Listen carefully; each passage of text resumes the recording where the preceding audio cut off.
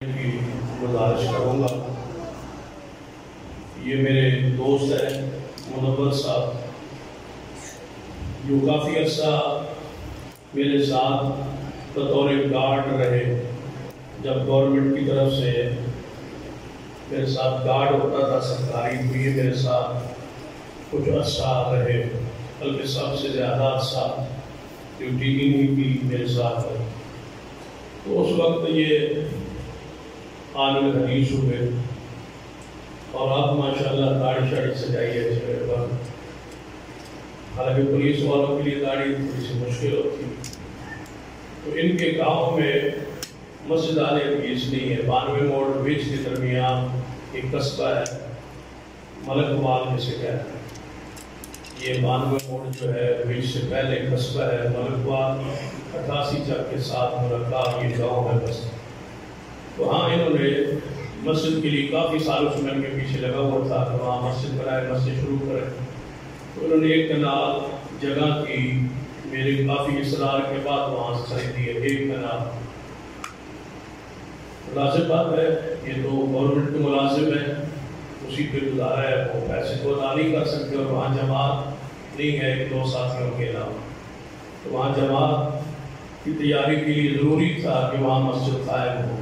تو مسجد کی جگہ انہوں نے خرید لی ہے، تو ایک کنال ملی ہے 3,60,000، پوری کنال 3,60,000 کی ملی ہے، اور وہ پیسے ادا انہوں نے کرنے ہیں اور دینے ہم نے ہیں۔ تو آپ سے گزارش ہے اس مسجد کی زمین میں آپ بھرپور حصہ ڈالیں۔ تقریباً 15-20 دن پہلے ان کا سودا ہو چکا تھا، لیکن میں تو گزشتہ جمعے نہیں تھا، اس جمعے کا دن کا وعدہ تھا۔ میں نے کہا آئندہ جمعے پہ آپ اس بار جمعے پہ آ جائیں، تو وہاں انشاءاللہ اعلان کریں گے۔ اور مجھے امید ہے کہ یہ جماعت انشاءاللہ یہ پیسے کر دے۔ تقریباً 18,000 روپے ایک مرلے کا ہے، 20 مرلے ہیں۔ اگر 20 بندے ایک مرلہ اپنے ذمہ لے لیں تو وہاں مسجد کھڑی ہو سکتی ہے۔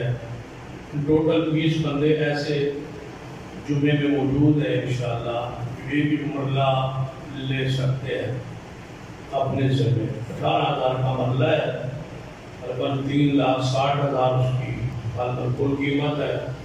اور اگر آپ کوشش کریں، محبت کریں، پیار کریں، تو اس زمین جو قیامت تک مسجد رہے گی، مسجد کا حصہ رہے گی، آپ کے لیے صدقہ جاریہ بن جائے گی، اور یہی مال بچے گا، یہی محفوظ رہے گا، یہی ذخیرہ بنے گا، یہی جنت کے داخلے کا سبب بنے گا۔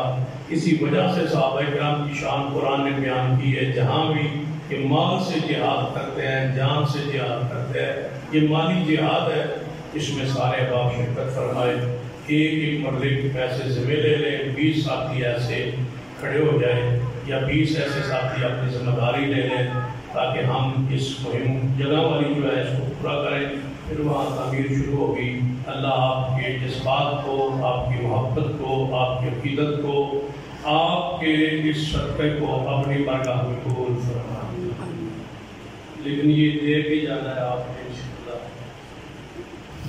ایک تو بھائی ندیم صاحب ایک مرلے کو وہ دیں گے، ایک مرلے کے آپ 2 مرلوں کے ہو کر پیچھے 18 رہے، جہاں ہر سال جو ہے وہ سیرت النبی صلی اللہ علیہ وسلم کے عنوان سے کانفرنس ہوتی ہے۔ اس سال انشاءاللہ پرسوں اتوار کو 25 اکتوبر کو ہوگی۔ اب آپ سے گزارش ہے کہ اس کا احساس کانفرنس میں ضرور شرکت فرمائے۔ یہ جماعت کی انتہائی پرانی اور اہم کانفرنسوں میں سے کانفرنس ہے، اس میں سارے احباب تشریف لیں۔ دوسرا اعلان کہ مسجد کے اسے سنت ترقیہ کہتے ہیں۔ سنت ترقیہ کا معنی ہے کہ وقت تھا، ماحول تھا، ضرورت تھی، لیکن رسول اللہ نے نہیں کیا، اس کا مطلب ہے وہ کام کرنا جائز نہیں۔ اور رسول اللہ کی زندگی میں آئی 62 مرتبہ،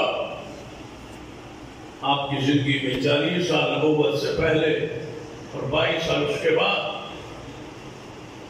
آخری سال تو آپ کی وفات پاک ہوئی، اور وفات بھی اس وقت ہوئی سورج چڑھ گیا تھا، جس طرح ناشتے کا وقت ہوتا ہے جس وقت یہاں جلوس شروع ہوتا ہے، تو نبی علیہ السلام کو پھر موت مبارک وفات پاک جلوس کے اندر ہونی چاہیے تھی نا، جلوس شروع ہو چکا تھا، ہونا چاہیے تھا۔ صدیق اس کی قیادت فرماتے، سیدنا عمر، عثمان، علی، یا اس سے پہلے کبھی رسول اللہ نے ایسا کام کیا؟ ربیع الاول آتا تھا، یہ دن آتا تھا، اجتماع کی ضرورت تھی، شان مصطفیٰ قیام کرنے کی ضرورت تھی، کفار موجود تھے، یہود و نصارہ موجود تھے، ان کو ضد کیا جا سکتا تھا، پریشان کیا جا سکتا تھا، رسول اللہ کے نعرے لگائے جا سکتے تھے، یہود و نصارہ اندر داخل ہو جاتے، بعض صحابہ کا جلوس ہوتا، نعرے لگتے، یا رسول اللہ کی رسالت کے چرچے اور شہرت ہوتی۔ آج تو عام جگہوں پہ عام طرف سے گزر جاتا ہے، جب کسی مسجد حدیث سے یا ایسی مسجد سے گزرے جو جلوس نہ نکالتے ہو تو وہاں سپیشل نعرہ بازی ہو۔ یہ کس کو تکلیف دی جا رہی ہے؟ مسلمان وہاں جان بوجھ کے ایسے نعرے لگائے جائیں گے جس سے جن کو تکلیف پہنچے، مسلکی، منہجی، فکری تکلیف اٹھائے۔ رسول اللہ کے زمانے بھی اس طرح ہو سکتا حسینہ کہ یہود و نصارہ کے دروازے پہ گزرتے اور صحابہ رکتے اور نعرے لگاتے یا رسول اللہ، ان کو تکلیف ہوتی، لیکن ایسا نہیں ہو۔ اور بدعت اس لیے بدعت ہے، نبی علیہ السلام نے جو بدعت جاری کرے، جو بدعت پہ عمل کرے، اللہ اس کے فرض نفل کو قبول ہی نہیں کرتا، نہ فرائض قبول، نہ فردی روزے، نہ حج، نہ زکوٰۃ، نہ نماز، کوئی شے قبول ہی نہیں جس کے عمل میں بدعت ہے۔ من وقر لصاحب بدعہ فقد آن علی ہدم الاسلام، رسول اللہ فرمایا جس نے بدعتی کی صرف عزت کی، توقیر کی، اتنے ہوتا ہے نا بدعت کرنا، ایک ہوتا ہے بدعتی کو اچھا سمجھنا، پیار کرنا، محبت کرنا، عقیدت کرنا، تعاون کرنا، پیسہ دینا، خرچ کرنا، اس کی بدعت میں معاملت کرنا، ساتھ دینا۔ فرمایا اس نے اسلام گرانے میں تعاون کیا، اس نے اسلام کے جھنڈے کو گرا کے رکھ دیے، جس نے بدعتی کی عزت کی۔ معمولی جرم نہیں کہ ہم سمجھے کہ شاید آسان یا مسئلہ، کون سا مسئلہ وہ نکالتے ہیں تو نکال لیں، تو آپ کو پریشانی کیا ہے؟ اس سے بڑی پریشانی کیا ہو سکتی ہے کہ بدعت آگ ہے جہنم کی، دنیا جہنم کی آگ میں جل رہی۔ میں پوچھتا ہوں اگر آپ کی گلی میں کسی کے گھر میں آگ لگ جائے تو آپ دوڑیں گے نا بچانے لیں، ایمرجنسی کال بھی کریں گے، کوشش بھی کریں گے، پانی بھی ڈالیں گے، ہر کا استعمال کریں گے، جان پہ کھیلنا پڑا تو کھیل جائیں گے، لیکن اس کو آگ سے بچائیں۔ تو یہ آپ میں سے جو کہے کہ نہیں یار اپنا گھر بچاؤ، آگ لگنے تو لگن دو، جلد ہے جلن دو، نہیں تو پھر دوڑو، یار وہ جو بندی ہے، بریلوی ہے، شیعہ ہے، مرن دو، نہیں۔ تم کہو کہ مسئلہ عقیدہ اپنی جگہ، انسان ہے، لہذا بچانا ہے، کلمہ پڑھتا ہے، بچانا ہے، مسلمان ہے، عقیدے میں چلو، کچھ اور یا کمی ہو سکتی ہے، میں اس کو بچانا ہو۔ اب دوڑیں گے، اگر دنیا کی آگ لگی ہو تو آپ دوڑ پڑے، تو ہم کیوں نہ دوڑے، ہم کیوں رنج نہ کریں، ہم کیوں پریشان نہ ہوں، ہم رات کیوں نہ کریں جن کے گھروں میں دلوں میں جہنم کی آگ لگی۔ جانتے ہو کہ گمراہی ہے اور گمراہی جہنم میں لے جائے۔ یہ وہ درد ہے جو ہمیں بولنے پہ مجبور کرتا ہے. جو بندہ گاڑی چلا رہے ہوگا نا کہ آگے کوئی جانور بلی کتا آ جائے، ڈرائیور اتنا حساس ہوتا ہے کہ پوری گاڑی اور بندوں کو مار دیتا ہے اس جانور کو بچا. کوشش کر رہا ہے کہ کوئی نہ مرے. یہ جو تڑپ ہے یہ ہر دائی کے اندر بھی ہو.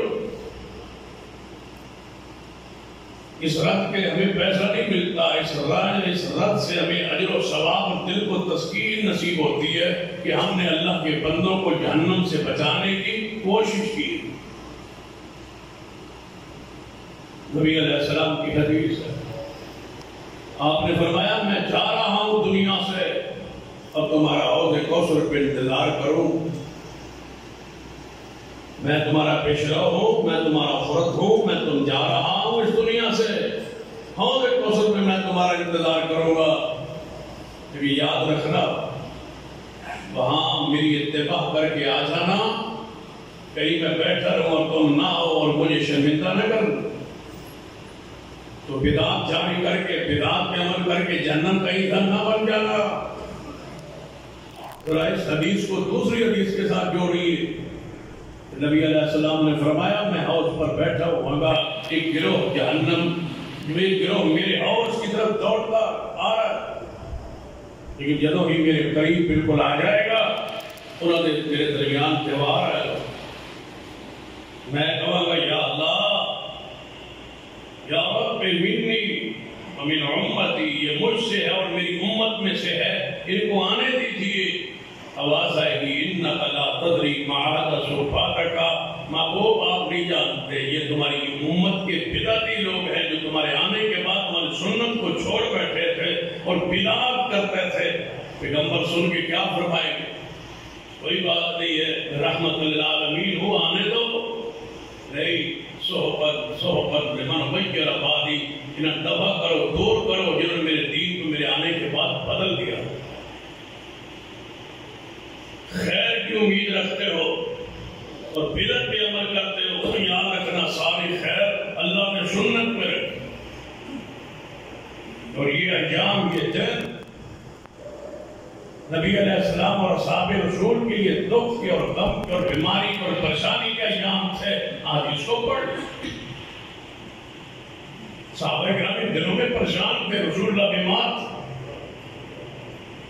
آپ 27 صفر سے یا 28 سے یا 29 صفر سے بیماری آپ کی شروع ہو گئی تھی، جو 13 ربیع الاول کو صبح آپ کی اس وفات پر اس بیماری کا تھا.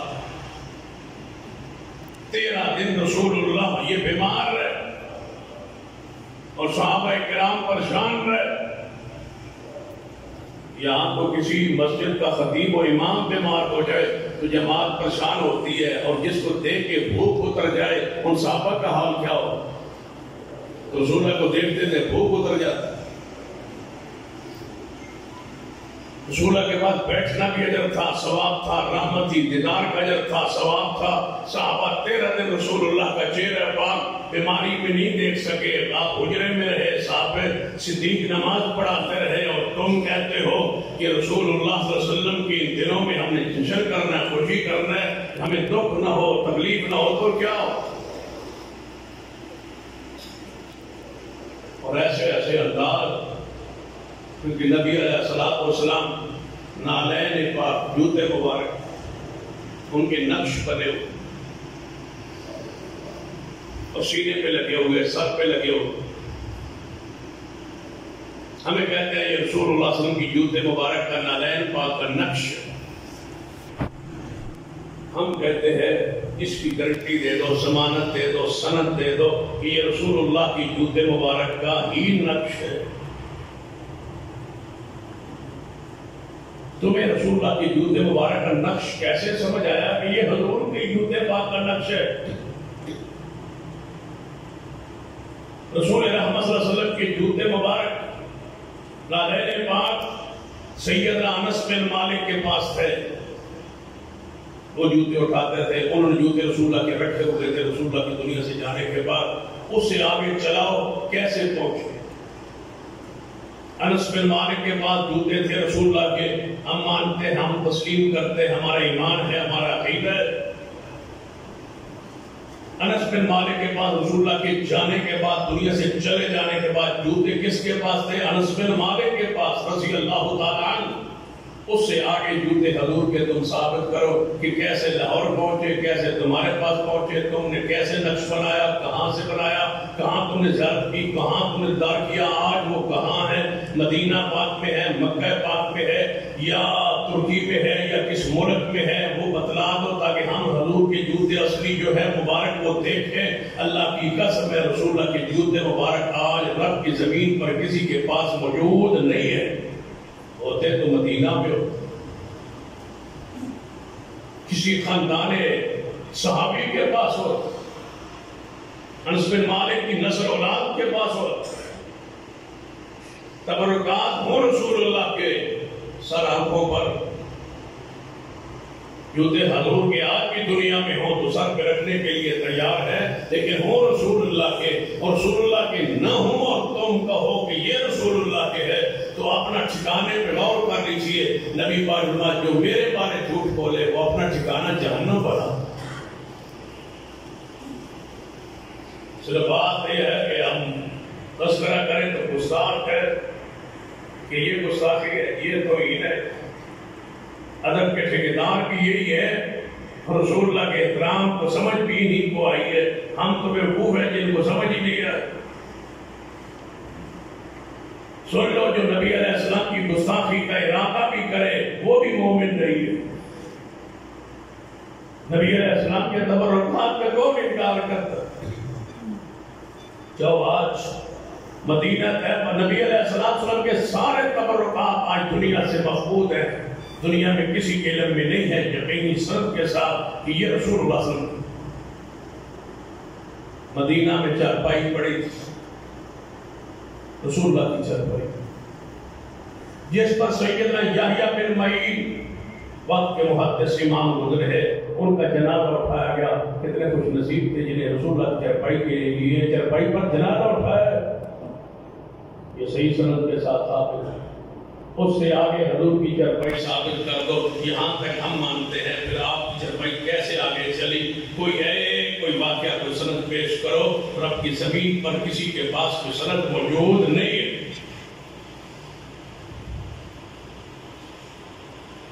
نبی علیہ السلام چدوار مبارک پاس صحابہ کے پاس موجود، سیدہ ام سلمہ کے پاس رسول اللہ کا جوبہ موجود تھا۔ مدینے میں کسی کو بخار چڑھتا وہ لے جاتا پانی، آپ اس میں جوبہ رسول بھگوتی، کپڑا رسول اللہ کا بھگو کے پانی دیتی، جو پیتا اللہ اس کو شفا دیتا۔ سیدہ ام سلمہ سے آگے جوبے کا ثبوت تم دے، جہاں تک ثابت ہے مانتے بھی ہیں، اور تبرکات ہوتے بھی صحیح تو اللہ کی قسم ہم اس سے تبرک حاصل کرتے، لیکن اگر ہوتے تو تبرک حاصل کرتے۔ سن لو ہماری جماعت کا عقیدہ ہے کہ حضور کے بات میں، حضور کے ناخن میں، حضور کے پسینے میں، حضور کے جبے میں، حضور کی کملی میں، حضور کے نالین میں، حضور پاک کی لاٹھی مبارک میں، نبی علیہ السلام کے تبرکات میں، آثار میں اللہ نے برکت رکھی ہے، رحمت رکھی ہے، لیکن ہوں وہ رسول اللہ کے نہ ہوں اور تم کہو آؤ تمہیں بھوئے مبارک دکھاتے، آؤ تم سیدنا علی کا ہم پگڑی دکھاتے، آؤ تمہیں سیدہ فاطمہ الزہرا کا جبہ مبارک یا کوئی چیز ان کے آثار میں سے آپ کو لباس میں سے یا ان کی چادر میں سے کوئی چیز دکھاتے۔ جھوٹ بولتے ہو، لوگوں سے پیسہ بٹورتے ہو، پھر فیس رکھتے ہو، 10-20 روپے فیس رکھتے ہو رسول اللہ کے منہ مبارک دکھانے کے لیے۔ تم وارث ہو رسول اللہ کے منہ پاک کے۔ رسول اللہ یہ سارے آثار بریلویوں کو دے گئے ہیں، تم پیسے کماتے رہنا، فیس لگا دینا اور میرے منہ مبارک دکھاتے رہنا، کاروبار بنانا، تجارت کرنا، اور ہمیں کہتے ہو کہ یہ گستاخ ہے، یہ حضور کو نہیں مانتے، شان کو نہیں مانتے، ان کو خوشی نہیں ہے، خوشی والوں کو منہ دے، خوشی نہیں ہے ان کو دور۔ خوشی کسے کہتے ہیں؟ نماز پڑھتے، اتباع کرتے، متا سکتے ہیں، مقتدا سکتے ہیں، پیشوا سکتے ہیں محمد مصطفیٰ کو، روزانہ درود و سلام پڑھتے ہیں محمد مصطفیٰ پر. کوئی ایک حدیث لے آؤ جس پر ہم عمل نہ کرتے، ایک حدیث. یہ ہے اتباع، یہ ہے محبت، یہ ہے عقیدت. من احب سنتی فقد احبنی. رسول اللہ فرماتا جس نے میری سنت سے پیار کیا سمجھو اس نے میں محمد سے پیار کیا. جس نے سنت سے پیار نہیں کیا اور ذات سے پیار کر بھی لگے تو جنت میں نہیں جائے. جنت میں جانے کے لیے ذات سے پیار بھی ضروری ہے اور محمد مصطفیٰ کی سنت سے پیار بھی ضروری ہے. نبی علیہ السلام کی لاٹھی مبارک سیدنا عبداللہ بن انیس کے پاس تھی. لاٹھی حضور رسول دے گئے اپنی لاٹھی. رسول اللہ نے فرمایا عبداللہ بن انیس یہ میری لاٹھی ہے، یہ تیرے پاس رہنی چاہیے. انہیں کے پاس رہی. کسی نے صحابی نے کہا یا رسول اللہ یہ چادر مجھے دے. کیا کرنی ہے؟ فرمایا میں کفن میں ڈال دوں گا، کفن میں اپنے اوپر لے لوں، کفن میں رکھ لوں گا. سیدنا امیر معاویہ کے پاس رسول اللہ کے چند بال نے 50 سال سنبھال کے رکھے اور جب موت کا وقت قریب آیا تو غلام کو بلا کے فرمایا میرے سینے پہ رکھ دینا قبر میں تاکہ رسول اللہ صلی اللہ علیہ وسلم کی ان بالوں سے میں تبرک حاصل کروں. یہ برکت. اس سے آگے تم چلا رہے ہو، بھولے مبارک تم تک کیسے پہنچے؟ جہاں تک پہنچے ہیں جہاں موجود ہے ہم مانتے. لاٹھی مبارک سیدنا عبداللہ بن انیس کے پاس. نبی علیہ السلام نے فرمایا کہ اے عبداللہ بن انیس ایک مکہ میں کافر ہے جو مجھے قتل کرنا چاہتا ہے، وہاں سے وہ گروپ بنا رہا ہے، کوئی ہے تو اس کو قتل کرے. یا رسول اللہ میں عبداللہ بن انیس گئے، اس کو مارا، قتل کر کے آئے. عرفات سے باہر اس کو ملاقات ہوئی، وہاں اس کو قتل کیا. واپس آئے مدینہ طیبہ. نبی نے دور سے دیکھا، فرمایا تمہارا بھائی عبداللہ کئی دنوں سے گیا ہوا تھا دشمن کو مارنے، لگتا ہے کامیاب ہو گیا. آیا یا رسول اللہ مار آیا ہو تمہارے دشمن کو، ختم کر آیا ہو تمہارے گستاخ اور دشمن کو. فرمایا یہ لاٹھی لے لو. رسول اللہ نے کیا دی؟ لاٹھی. لاٹھی دے کے رسول اللہ صلی اللہ علیہ وسلم دیکھتے. صحابہ کرام نے کہا یا تم مارکا تے بڑا مارے، حضور دے بڑے بڑے دشمن کو مارے، لیکن حضور نے تو جڑے شہر دیتی اور لاٹھی دیتی ہے تے لاٹھی تو کی کرے؟ انعام تو ہوتا ہے نا. یہاں سے وہ جملہ مشہور ہے، انعام ہوتا ہے، کوئی چیز بھی مل جائے. تو لاٹھی حضور کی. پھر تو لاٹھی کو کی کرنا ہے؟ کوئی پیسہ، کوئی درہم، کوئی دینار، کوئی اور چیز، کوئی دنیاوی، کوئی اخروی ملتی، یہ لاٹھی تو کرے گا کیا؟ جاؤ رسول اللہ سے پوچھو کہ مجھے اس لاٹھی کا کیا فائدہ ہو. عبداللہ بن انیس کے دربار رکھے. نبی علیہ السلام تشریف لے آئے. عبداللہ کیسے ہے؟ یا رسول اللہ تسی میں لاٹھی دے کے انعام تحفے اندر تشریف لے آئے تو میں سارے صحابہ کہتے ہیں تو لاٹھی کی کرے؟ اس لاٹھی کا کی فائدہ؟ آپ نے فرمایا عبداللہ بن انیس جی محبوب کی فرمان لاٹھی نہ سمجھنا، سنبھال کے رکھنا، اینو سنبھال کے رکھنا. اور جب قیامت والے دن اٹھے گا لاٹھی نال لے کے آنا. جب قیامت اٹھے گا لاٹھی نال لے کے آنا. پھر محبوب جی فرماتے ہیں ہاتھ لاٹھی ہوئے گی میں دوروں پہچان لاؤں گا عبداللہ بن انیس آ رہے ہیں. میں پورے اجتماع میں سے دور سے پہچان تجھے بلاؤں گا. اس کو میں لاٹھی کی نشانی دیا، اس کو ذرا میرے قریب کر دو، اس کو آنے دو آگے. قیمت سمجھ آ گئی لاٹھی کی؟ جی ہاں یا رسول اللہ. عبداللہ بن انیس رضی اللہ عنہ رات ہوتی یا دن ہوتا، سفر ہوتا یا حضر ہوتا، لاٹھی ساتھ رکھ. رات کو چرپائی کے اوپر ساتھ رکھ کے سوتے کہ لاٹھی ظاہر ہو جائے، قیامت والے دن وہ نشانی نہ ہو. جب فوت ہونے لگے کس کی فکر ہے؟ فرمایا میرے بیٹو میری لاٹھی میری قبر اندر میری لات رکھ دینا، یہ محمد کی نشانی ہے. لاٹھی گئی عبداللہ بن انیس کے قبر میں، تمہارے پاس کیسے آئی؟ تم آج دکھاتے پھرتے ہو کہ ہمارے پاس لاٹھی ہے، ہمارے پاس جھبا ہے، ہمارے پاس پگڑی ہے، ہمارے پاس دستار ہے، ہمارے پاس نالید ہے، بڑے سیاڑے اور سارے کو اس کی تو لگ گئی۔ تمہارے بڑوں کو بیت اللہ میں، مکے میں، مدینے میں داخل نہیں ہونے دیتے، تم چرا کے لے آئے ہو، کہاں سے لے آئے ہو؟ کیسے ملا ہے تمہیں؟ وہ تو تمہیں پسند ہی نہیں کرتے، تمہیں ملا کیسے؟ پورے ماہ ربیع الاول میں تبرکات کا چرچا ہوتا ہے، فلاں شہر میں آج تبرکات، فلاں شہر میں آج تبرکات، فلاں کا جگہ زیارت ہوگی، فلاں جگہ زیارت ہوگی۔ تمہارے نصیبے میں یہی ہے کہ تم خود بناؤ، خود گراؤ اور خود دکھاؤ اور پیسے کماؤ۔ جب یہ اصلی نہیں ہے تو پھر بنائے، پہاڑیاں مسلوئی بنائی، روضہ پاک بنائے، کتنی چیزیں ہیں۔ اب ساڑھے روڈ پہ تو خاص کر بنے گا پہاڑیاں، غار ہرا، غار سور، شام کو بھری ہوتی ہیں، رات کو دیکھ رہے ہوتے ہیں، سویرے پھر وہ نہیں ہوتی، پھر وہ توڑ دیتے۔ بنانا جرم ہے، جب بن جائے تو پھر توڑنا بھی جرم۔ یہ غار ہرا ہے، پھر توڑا، یہ غار سور ہے، پھر توڑا، پھر مرد عورتیں رات کا اختلاط، بارہ جرم کی رات اپنے روڈ پہ جا کے دیکھ لے، جو اندھیر ہوتی ہے اللہ کی پناہ، اس دن سمجھ آتی ہے کہ رسول اللہ اس کے لیے آئے تھے۔ نبی علیہ السلام نے تو اپنی بیویوں کو فرمایا تھا کہ یہ نبینہ ذاتی ہے، ایسے پردہ کر۔ یا رسول اللہ نبینہ ہے، فرمایا تم تو آنکھوں والی ہو نا، یہاں تو سارے نبینے اور نبینیاں اکٹھی ہوتی ہیں روڈ پر، اور خوش ہیں کہ رسول اللہ آئے ہوئے، رسول اللہ اس لیے آئے تھے کہ ساریاں پڑھ سبڑ کے روڈ پہ نکل آؤ تاکہ پورا محلہ تمہیں دیکھے اور پوری امت جانے کہ ان کا رسول آیا۔ یہ رسول کی آمد کی خوشی ہے، جو کچھ ہو رہا ہے رسول ایسے کرتے ہیں۔ نبی علیہ السلام کے صحابہ کا یہی انداز،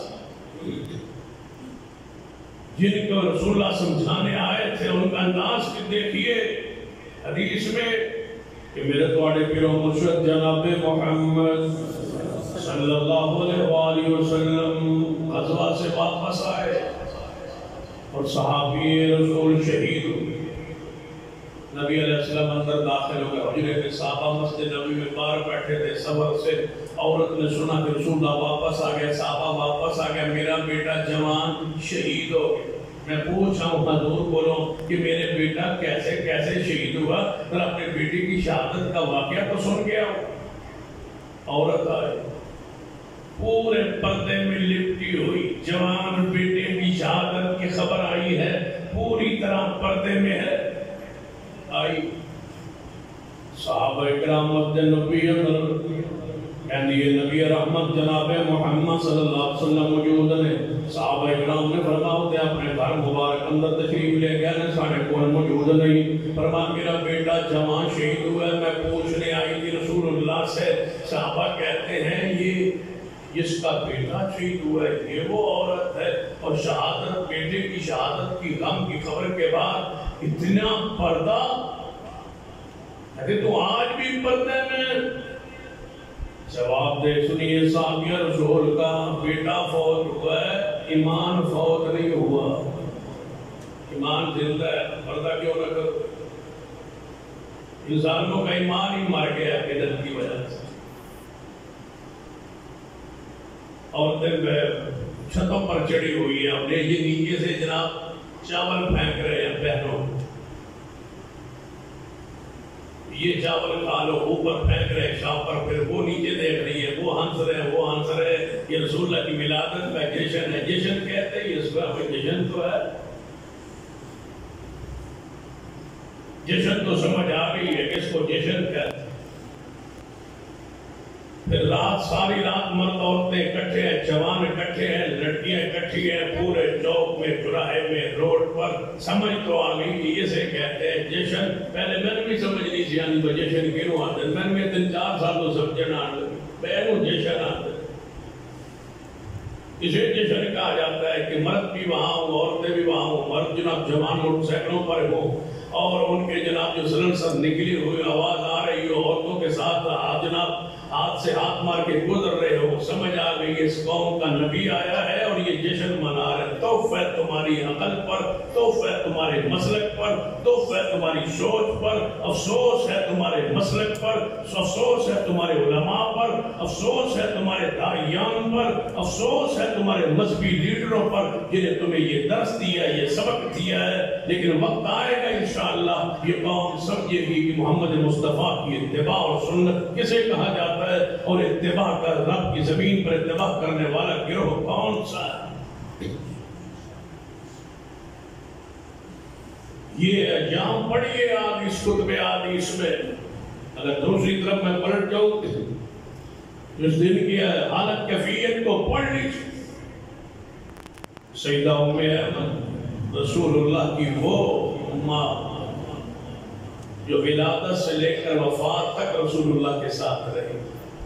ماں کی لوٹی تھی, سیدہ آمنہ کی لوٹی تھی ام ایمن, جس نے ساری زندگی حضور کے 63 سال دیکھے ہیں. آج رو رہی, رو رہی ہے. پوچھا ہے ام ایمن کیوں رو رہی؟ اس وجہ سے کہ نبی علیہ السلام وفات پا گئے. فرمایا نہیں, اس وجہ سے نہیں رو رہی, مجھے یقین ہے کہ میرا محمد دنیا سے بہترین اعلیٰ جگہ پہ گئے ہیں, وہ اونچے درجے پر گئے ہیں. کیوں؟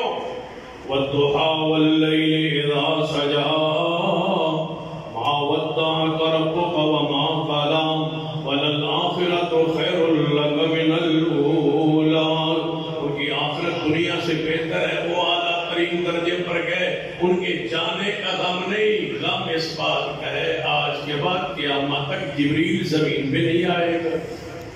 کس پہ آئے گا, کس وقت آئے گا, کس پہ آئے گا؟ جن پہ آتے ہیں آسمان سے خبریں لے کے, وہ آپ نہیں ہیں زمین پر. سیدہ فاطمہ رضی اللہ تعالیٰ عنہا کے جذبات الفاظ صحیح بخاری میں سنیے. فرماتے ہیں واہ میرے بابا, یا بتا اے ابا جی. نبی علیہ السلام کا جسد اطہر سامنے پڑا ہے, سیدہ اوپر کھڑی ہے. فرمایا یا بتا اے ابا جی, اے ابا جی تم نے ہمیں چھوڑ کے جنت یا ٹھکانہ بنایا ہے. یا بتا اے ابا جی, میں جبریل کو پیغام دیتی ہوں زمین پہ نہ آنا, محمد مصطفیٰ موجود نہیں ہے. یا بتا اے ابا جی, تمہاری تکلیف, تمہاری پریشانی, تمہاری حالت کیفیت یہ سیدہ فاطمہ کو ذرا بیان کر رہی ہے. سیدنا علی کے جذبات سنیے, ربیع الاول کی جذبات. سیدنا علی رضی اللہ تعالیٰ نبی علیہ السلام کو غسل دے رہے, ساتھ آپ کے جسم کو دبا رہے ہیں. میت کے جسم کو دبایا جاتا ہے تاکہ پیٹ میں کوئی چیز ہو تو وہ خارج ہو جائے. جب پیٹ مبارک کو دبایا گیا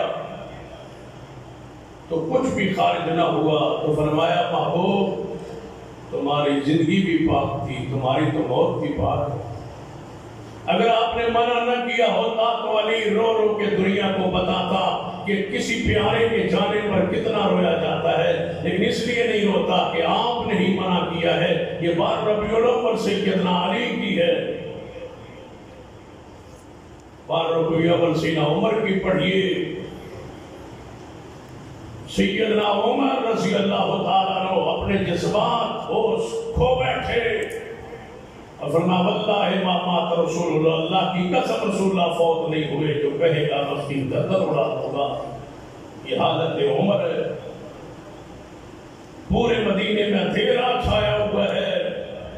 کسی صحابی فرماتے ہیں کسی کو دوسرے کا ہاتھ نظر نہیں آتا, آنکھیں پانی سے آنسوں سے بھری ہوئی ہے, اندھیرا. یہاں روشنیاں ہیں وہاں اندھیرا ہے، یہاں لائٹیں ہیں وہاں اندھیرا چھایا ہوا ہے، دن دہاڑے اندھیرا ہے مدینہ طیبہ میں۔ سیدہ عائشہ فرماتی ہے اگر یہ غم دنوں پہ آئے دن راتیں بن جائے، پہاڑوں پہ آئے پہاڑ ریزہ ریزہ ہو جائیں، یہ ابھی عائشہ کا 12 ربیع الاول ہے۔ سیدہ فاطمہ تو زہرا رسول اللہ کی وفات کے بعد 6 مہینے زندہ رہی، کسی عورت نے بھی فاطمہ تو زہرا کو مسکراتے نہیں دیکھا۔ یہ 12 ربیع الاول کے بعد 6 مہینے سیدہ فاطمہ کو زہرا کے حسن و حسین رسول اللہ کی چرپائی کے پائے پکڑ کے لپٹے ہوئے ہیں رسول اللہ کے ساتھ۔ یہ 12 ربیع الاول ہے، تم جشن میں ہو، ہم اس کیفیت میں۔ گزشتہ سے پچھلے سال سارے علماء ڈی سی او صاحب کے پاس بیٹھے، کمیٹی کا ربیع الاول کی مناسبت اجلاس، تو مجھے کہا گیا کہ آپ ہر نے اپنے اپنے جذبات کا وہاں اظہار کیا۔ میں نے کہا 10 محرم کا انداز کچھ اور ہوتا ہے، 12 کا کچھ اور ہوتا ہے۔ 10 محرم کو جلوس حسین ہوتا ہے رضی اللہ تعالیٰ، لیکن وہاں غم کی کیفیت ہے، اس لیے کہ حسین ابن علی شہید ہوئے، ہمارے ہاں بھی شہید ہوئے، اور شہادت کا یہی دن ہے۔ دیوبند کے ہاں بھی شہید ہوئے سیدنا حسین، ان کی شہادت کا یہی دن ہے۔ بریلویوں کے ہاں بھی سیدنا حسین شہید ہوئے، ان کی شہادت کا دن یہی ہے۔ شیعہ کے ہاں بھی شہید ہوئے، ان کی شہادت کا دن یہی ہے۔ شہادت پر بھی اتفاق ہے، دن پر بھی اتفاق ہے، وقت پر بھی اتفاق ہے، صرف شہادت کے منانے کے انداز پر اختلاف ہے۔ وہ اپنے انداز سے مناتے ہیں، ہم اپنے انداز کو رکھتے ہیں۔ چلو وہ گزر جائے، ہم بھی غم میں ہیں، دکھ میں ہیں، یہ بھی غم اور دکھ میں ہے، ان کے منانے کا انداز اپنا ہے، ہمارے منانے کا انداز اپنا ہے۔ لیکن یہاں معاملہ الٹ ہے، ان کے نزدیک رسول اللہ پیدا ہوئے، ہمارے نزدیک اس دن رسول اللہ فوت ہوئے، یہ طرح جو خوشی میں اچھل رہے ہیں، ہمارے لیے غم کا، دکھ کا، پریشانی کا دن ہے۔ ہمارے جذبات کو کیوں مجروح کیا جاتا؟ ڈی صاحب کہنے لگے ان کی نزدیک ولادت ہے تو ان کو خوشی تو ہوگی۔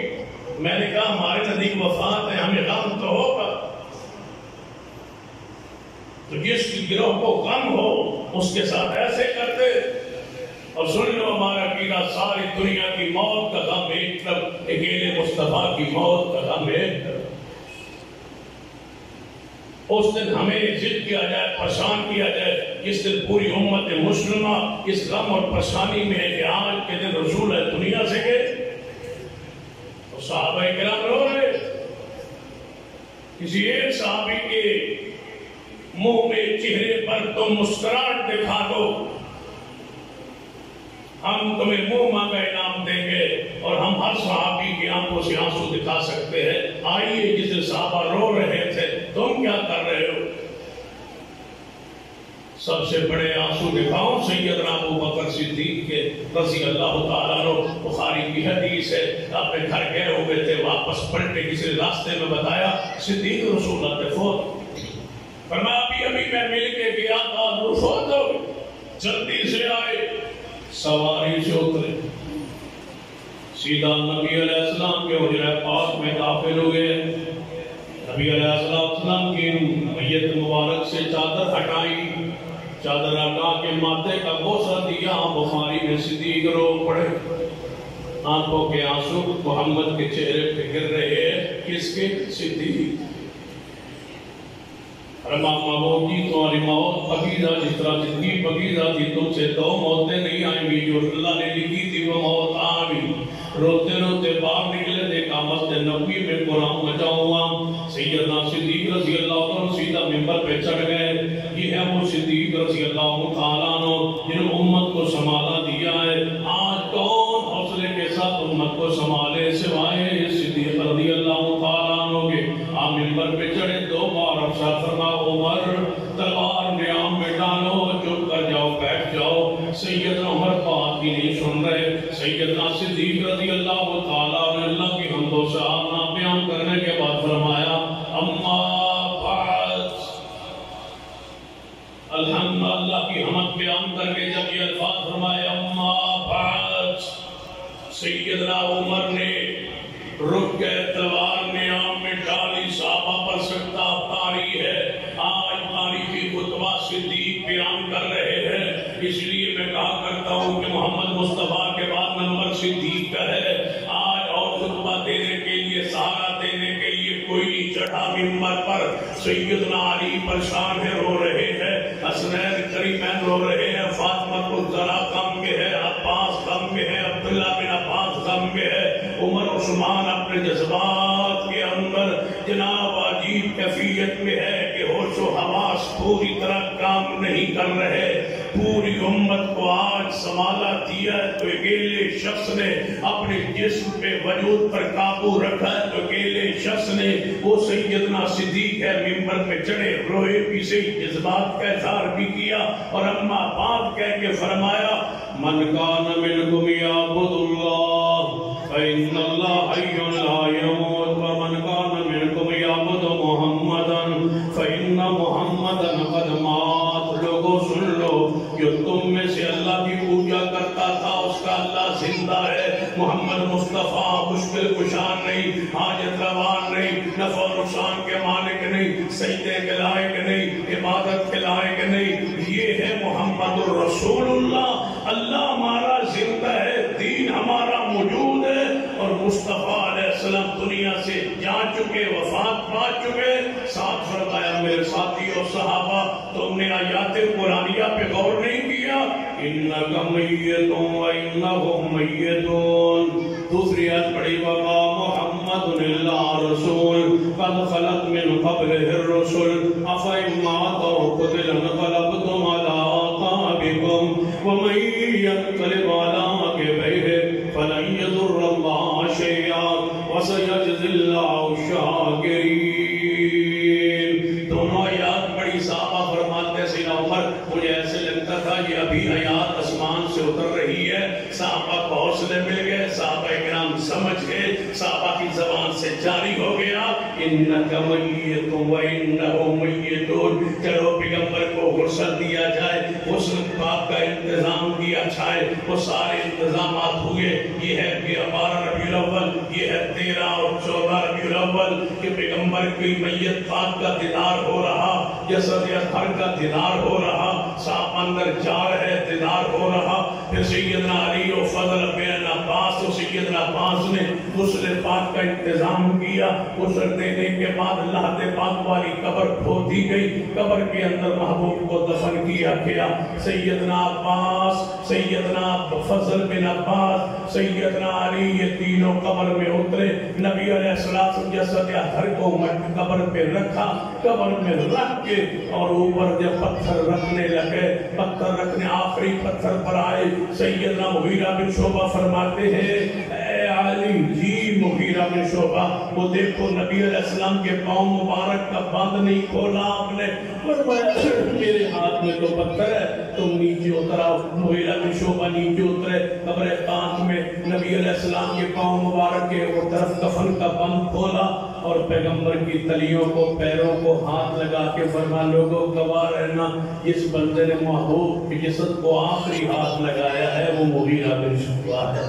میرے ہاتھ لگ گئے، مجھے یہ احساس مل گیا، مٹی مبارک ڈال دی گئی، قبر مبارک بنا دی گئی۔ قبر بنا کے باہر حجرے میں آئے، سیدہ فاطمہ الزہرا بولی اے پیغمبر کے صحابہ انس، جی فاطمہ الزہرا ڈالا ہے وہ مٹی اس شخص پر جس پر تم تو گرد و غبار بھی نہیں پڑنے دیتے تھے، آج مٹی ڈالا ہے وہ۔ فرمایا ہاں فاطمہ، ہاں اما فاطمہ، اس کے بغیر چارہ گزارا نہیں ہے۔ یہ ربیع الاول صحابہ کا تھا، یہ ربیع الاول مومنین کا تھا، یہ ربیع الاول صحابہ کرام کا تھا۔ اب کہو، اب پڑھو کہ نثار تیری چہل پہل پہ ہزاروں ہندے ربیع الاول سوائے ابلیس کے جہاں میں سبھی خوشیاں منا رہے ہیں۔ اب فیصلہ کرو کہ کیا کر رہے ہو، کیا کہہ رہے ہو، کیا شعر پڑھ رہے ہو، کہ سوائے ابلیس کے سبھی خوشیاں منا رہے ہیں۔ مدینہ دیکھو، فاطمہ الزہرا کو دیکھو، سیدہ عائشہ کو دیکھو، ابو بکر عمر عثمان کو دیکھو، یہ خوشیوں میں نہیں ہے۔ تمہارا شعر کہاں تک جا رہا ہے؟ کون کون اس کی زد میں آ رہا ہے؟ ہمارے غصے میں صحابہ کو معاف کر دو، ہمارے غصے میں ہم پہ غصہ نکالو، صحابہ کو معاف کر دو، ہم پہ ناراض ہو جاؤ، صحابہ کو معاف کر دو۔ صحابہ کرام، تابعین، تبع تابعین، محدثین، ائمہ کرام، سب کو ایک ہی جملے میں سوائے ابلیس کے سبھی جہاں میں خوشیاں منا رہے ہیں۔ میں کہتا ہوں پورے مدینے میں سارے صحابہ پریشان تھے، دکھی تھے، بے غم میں تھے، آنسوؤں میں تھے۔ ابلیس تھا جو خوش تھا، جو چھلانگیں مار رہا تھا، اچھل رہا تھا، کود رہا تھا اور بھاگا بھاگا پھر رہا تھا اور کہہ رہا تھا کہ رسول اللہ فوت ہو۔ وہ خوش تھا، صحابہ غم میں تھے۔ کہیں ایسا نہ ہو کہ اس شعر میں تم سارے سلف صالحین کو برا کہہ دو، نعوذ باللہ۔ یہ ہے وہ ربیع الاول جس کا تصور اسلام میں ہے، دین میں ہے، شریعت میں ہے، حدیث میں ہے، تاریخ میں ہے، صحابہ کے منہج اور عقیدے میں ہے۔ اللہ ہمیں اسی پہ زندہ رکھے، اسی پر موت دے۔ اقول قولی ھذا واستغفر اللہ لی ولکم ولسائر المسلمین وآخر دعوانا الحمد للہ۔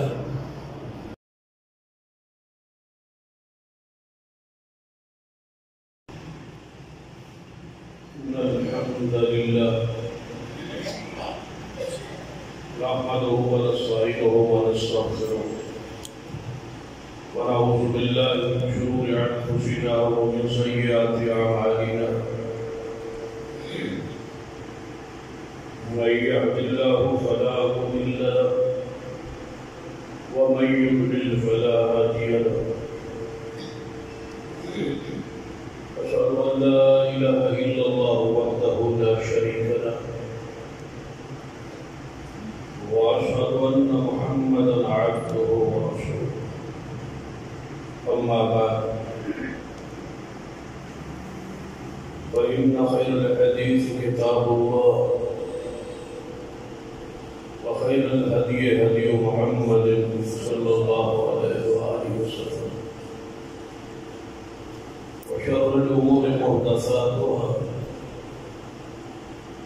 وكل محدثة بدعة وكل بدعة ضلالة أما بعد فأعوذ بالله السميع العليم من الشيطان الرجيم من همزه ونفخه ونفثه بسم الله الرحمن الرحيم اليوم أكملت لكم دينكم وأتممت عليكم نعمتي ورضيت لكم الإسلام دينا رب اشرح لي صدري ويسر لي أمري واحلل عقدة من لساني يفقهوا قولي رب زدني علما سبحان ربك رب العزة عما يصفون وسلام على المرسلين والحمد لله رب العالمين۔ حضرات،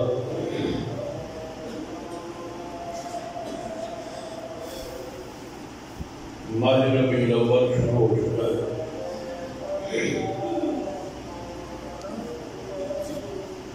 جس کے اندر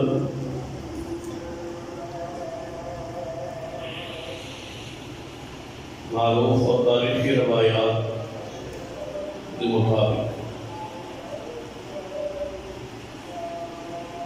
نبی اکرم صلی اللہ علیہ وسلم کی ولادت کا سال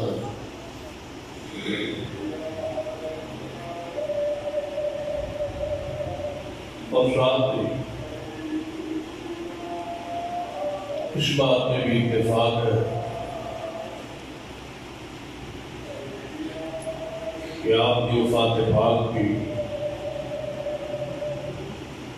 ماہ ربیع الاول کی 12 تاریخ تاریخ ولادت اندر اختلاف ہے،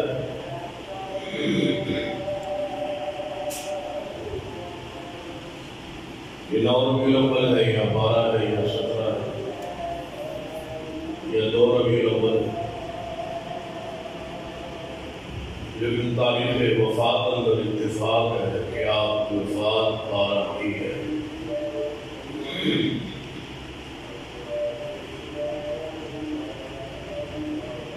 تقریباً 35-40 سال سارے ملک پر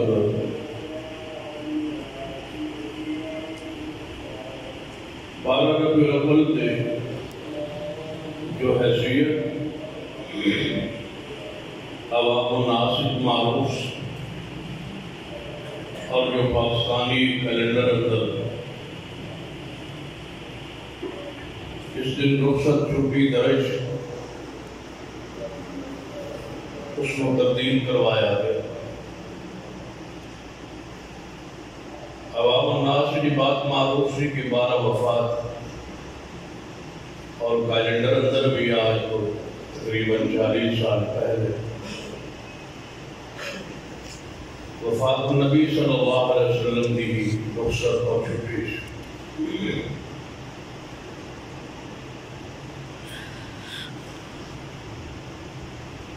لیکن اس کیلنڈر اندر تبدیلی کروائی اور لکھوایا گیا عید میلاد النبی صلی اللہ علیہ وسلم۔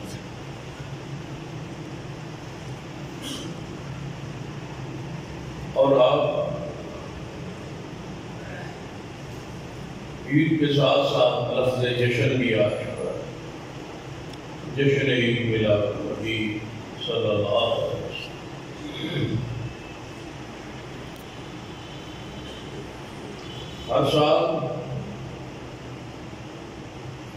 ایک گروہ اس عید اور جشن مناؤ بھی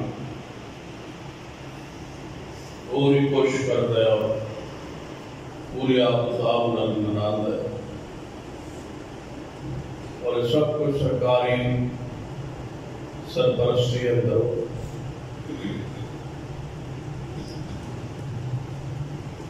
اس نے مقابل آل حدیث اس عقیدے اور منہج پر کھڑے ہیں کہ ایسا دن منانا نہ قرآن اندر ہے نہ حدیث اندر ہے، اور نہ ہی اصحاب رسول نے بھی ایسا دن منایا۔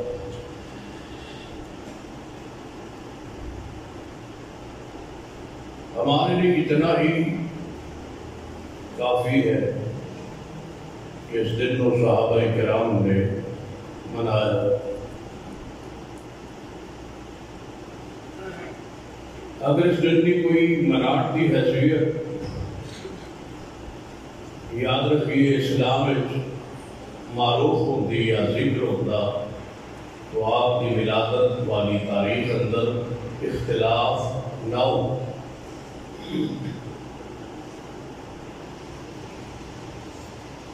یہ لوگ جس دن کو منایا جائے تو دن معروف ہو جاتا ہے اور اس کے تعین میں اختلاف باقی نہیں رہتا۔ جس طرح عید الفطر ہے، عید الاضحیٰ ہے، ہر انسان کو پتہ ہے جو بھی ماہ رمضان گزرے گا تو اگلے دن عید الفطر ہے، اور جو 10 دن حج ہوئے گی تو عید الاضحیٰ ہے۔ کیونکہ نبی علیہ السلام تو لے کے عید کو عید سمجھا جاتا سی، منایا جاتا سی، اور آج تک عید ہے۔ اگر 12 ربیع الاول کو عید صحابہ کرام کے زمانے جس کو منایا جاتا، اس کے احکام ہوتے، اس کے مسائل ہوتے، اس کی کوئی انداز ہوتا، کوئی منانے کا طریقہ کار ہوتا۔ عید الفطر کیا ہے کہ خوشبو لگاؤ، اچھے کپڑے پہنو، کوئی چیز کھا لو، پھر تکبیرات کہو، پھر عیدگاہ جاؤ، تکبیرات کہتے رہو، پھر 2 رکعت نماز پڑھو، 12 تکبیرات شاید کہو، پھر امام کا خطبہ سنو، دعا شامل ہو جاؤ، پھر راستہ پلٹ کے واپس چلے جاؤ۔ یہ ہے عید الفطر، اور یہی تقریباً انداز ہے عید الاضحیٰ۔ اگر نبی علیہ السلام صحابہ کرام اس دن نو مناتے ہو جس سے کوئی احکام، کوئی مسائل، خطب حدیث اندر اس سے کوئی ابواب بیان ہو، کس دن کپڑے پہنے جائے، خوشبو لگائی جائے، جلوس نکالا جائے، باہر نکلا جائے، چڑیا لگائی جائے، کچھ چونا بکیلا جائے، کچھ تذکرہ ہوتا۔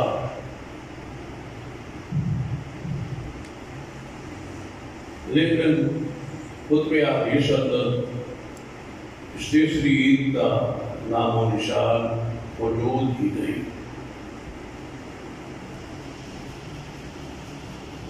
آخر دن یعنی عید کے اندر تنازع واقع کیوں ہوا؟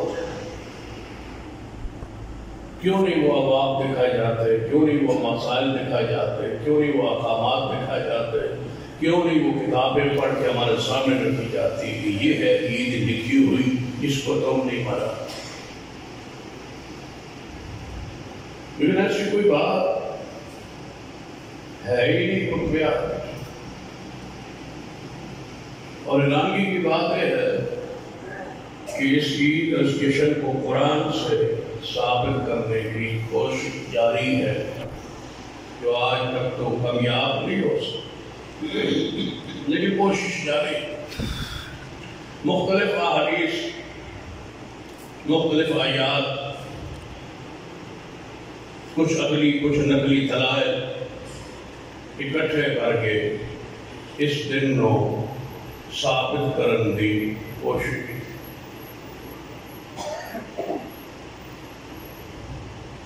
تو قابل غور بات یہ ہے کہ جو جشن عید پر آج دلائل قرآن سے بیان کیے جائے اور جو دلائل آج حدیث سے بیان ہوں گے، تو لازم بات ہے وہ آیات تو رسول اللہ پر نازل ہے، اور صحابہ کرام نے ان آیات پہ عمل کیا۔ وہ ساری احادیث کس کی ہے؟ محمد رسول اللہ، اور ہر حدیث پہ رسول اللہ نے خود اور صحابہ نے عمل کیا۔ اگر ان آیات و حدیث سے یہ مسئلہ، یہ بدعت، یہ عید، یہ دن، یہ جشن، یہ انداز ثابت ہوتا تو صحابہ کرام اس نیکی سے پیچھے نہ رہتے۔ جو صحابہ حریص تھے، صحابہ نیکیوں میں حریص سے بڑھنے والے تھے، آگے بڑھنے والے تھے، پہل کرنے والے تھے۔ وہ نیکی کیسی ہے جو صحابہ کو سمجھ ہی نہیں آئی، صحابہ کے ذہن میں نہیں آئی، صحابہ کی علم میں نہیں آئی۔ اور آج کوئی بندہ کہے نہیں یہ مسئلہ قرآن سے ثابت ہے، حدیث سے ثابت ہے، اس کا معنی کیا ہے کہ یہ آیات جو آج ہمیں سمجھ آئی ہے، نعوذ باللہ ثم نعوذ باللہ، یہ رسول اللہ کے بھی سمجھ میں نہیں آئی، یہ صحابہ کرام کے سمجھ میں نہیں آئی۔ پھر کہاں وہ آ جائے گی فِنْ آمَنُوا بِمِثْلِ مَا آمَنْتُمْ بِهِ فَقَدْ اهْتَدَوْا، کہ ایمان صحابہ جیسا ہو تب تم ہدایت یافتہ ہوگے، جب ایمان صحابہ جیسا۔ یاد رکھیے قرآن مکمل ہے، دین مکمل ہے، حدیث مکمل ہے، اس کا فہم، اس کی سمجھ اور اس کا عمل بھی مکمل ہے۔ ہماری ذمہ داری قیامت تک اس فہم و سمجھ جو فہم صحابہ ہے اس پہ عمل کرنا ہے، نیا فہم قرآن و حدیث میں داخل کرنا ہمارے لیے جائز ہے۔ وہی فہم، وہی سمجھ، وہی قرآن پر عمل، وہی حدیث پر عمل جو محمد رسول اللہ صلی اللہ علیہ وسلم اور آپ کے صحابہ کر کے گئے، وہ دین ہے۔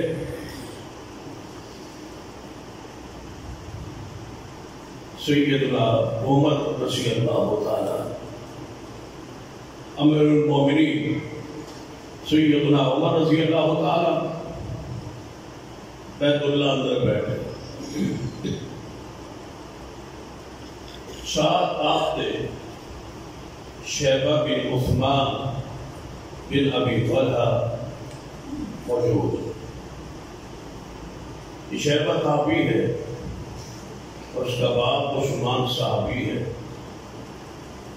اور یہ وہ صحابی ہے جس کو رسول اللہ صلی اللہ علیہ وسلم نے بیت اللہ کی چابی دی تھی۔ یہ کنجی بردار تھا بیت اللہ، چابی اس کے پاس ہوتی تھی، عثمان کے پاس،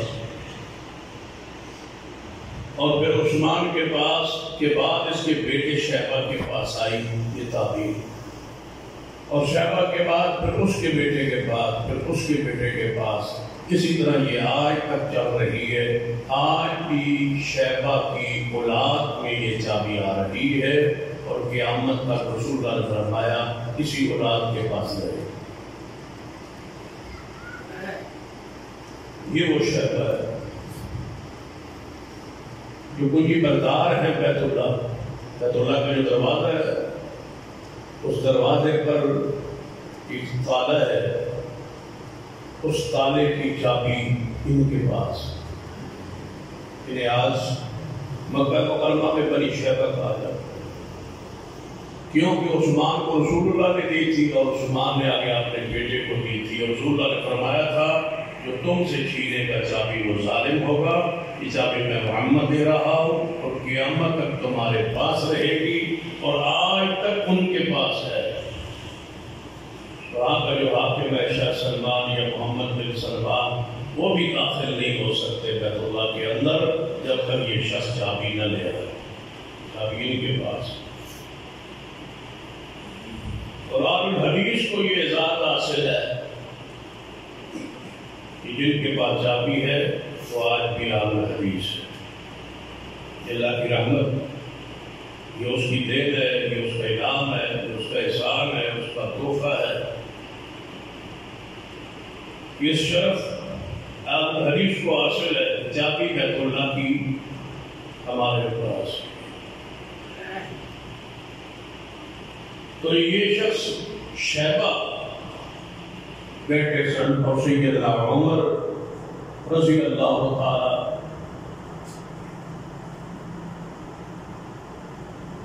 مجلس لگی تھی، تو سیدنا عمر رضی اللہ تعالیٰ نے اپنی خواہش کا چاہت کا اظہار کیا اور فرمایا جو بیت اللہ ہے، بیت اللہ کے نیچے خزانے دفن ہیں، سونا اور چاندی بہت سارے خزانے۔ بعض روایات میں کچھ اس طرح بھی ہے کہ اگر بیت اللہ کے نیچے جتنے خزانے ہیں ان کو نکال دیا جائے تو قیامت تک ساری دنیا کھاتی رہے کہ وہ خزانے ختم نہ ہوں۔ تو سیدنا عمر رضی اللہ عنہ اپنی خواہش کا اظہار کی کہ میرا جی چاہتا ہے میں بیت اللہ کو کھود کے نیچے سے خزانے نکال، اور خزانے نکال کے غریبوں میں لوگوں میں سارا سونا تقسیم کر دو۔ تو شیبہ بولے،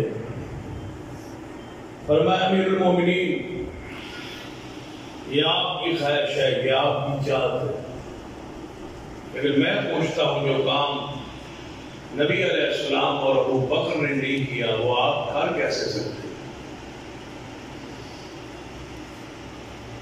جو کام رسول اللہ نے نہیں کیا، ابو بکر نے نہیں کیا، وہ آپ کیسے کریں گے؟ سیدنا عمر نے فرمایا ہاں شیبہ تو نے سچ کہا، وہی ہستیاں تو تھیں جن کے پیچھے چلنا ہمارے لیے خیر ہے۔ آج اصحاب رسول کی گستاخی ہوئی، پوری اہل سنت قوم اکٹھی تھی، سارے مسالے اکٹھے ہیں اور اکٹھے تھے اس مسئلے پر کہ صحابہ کی توہین برداشت نہیں ہو۔ لیکن صحابہ کرام کا منہج جو ہے، جو عقیدہ ہے، جو اعمال ہے، ان کو کون دے گا؟ صحابہ کرام کے منہج کو دیکھیے، عقیدے کو دیکھیے، عمل کو دیکھیے۔ اور 12 ربیع الاول کو پڑھنا ہے، اس پورے دن کو پڑھنا ہے، تو صدیق کے جن کا ذکر کئی جمعے سے خطبات سے جاری،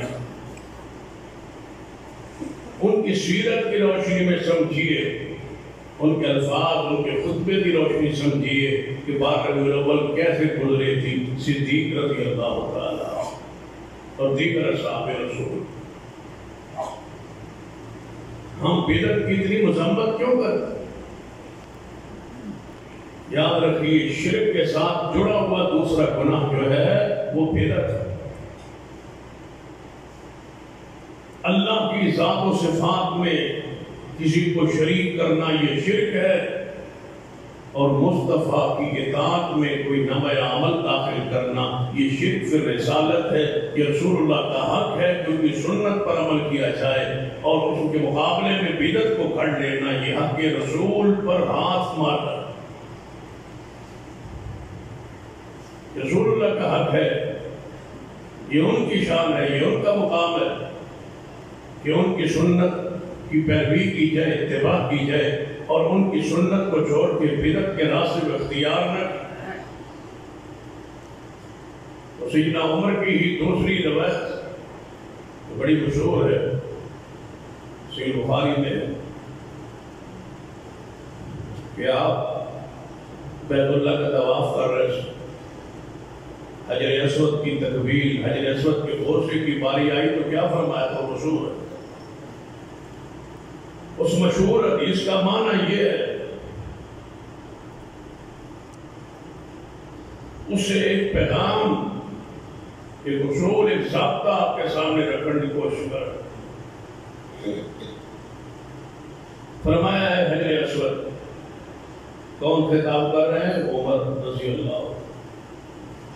اے حجر اسود، میں جانتا ہوں تو ایک پتھر ہے اور تو نفع نقصان کا مالک نہیں، میں تجھے کبھی بوسہ نہ دیتا اگر میں تجھے بوسہ دیتے ہوئے رسول اللہ کو دیکھا نہ ہو۔ یہاں ایک اصول ہے حدیث میں کہ اگر رسول اللہ بوسہ نہ دیتے اور میں ویکھیا نہ ہوتا کہ میں تو مجھے بوسہ نہ دیتے، رسول اللہ نے یہ کام نہ کیا ہوتا اور میں آتا اور بیت اللہ کا طواف کرتا اور تجھے بوسہ کبھی نہ دیتا، اگر میں رسول اللہ کو بوسہ دیتے ہوئے نہ دیکھتا، کیا مان سمجھا رہے سیدنا عمر کہ وہ کام نہیں کرتے جو رسول اللہ نے نہیں